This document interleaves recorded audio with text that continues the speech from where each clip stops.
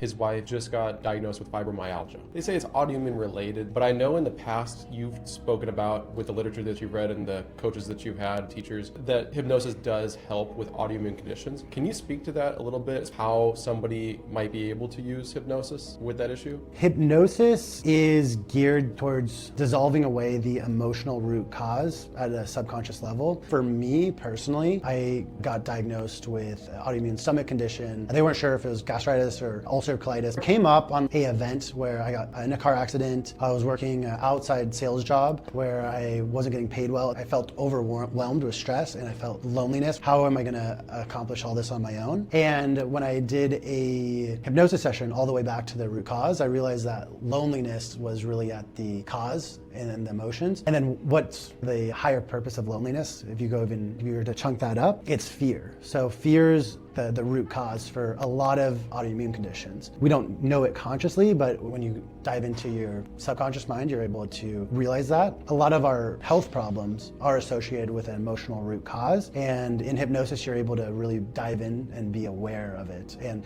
just bypass that critical factor. Hypnosis will allow you to resolve the emotional root cause. There's a lot more to autoimmune conditions than just emotions, right? There's environment. So let's say you're living in a basement in a mold-infested room and you're breathing that in. That's obviously not going to help your autoimmune condition. Or your diet, you're eating fast food every day, you're eating seed oils. There's also that component behind it. When you can combine everything, so diet, nutrition, healthy relationships, and resolve that emotional root cause, then you have a really good chance of resolving the autoimmune condition.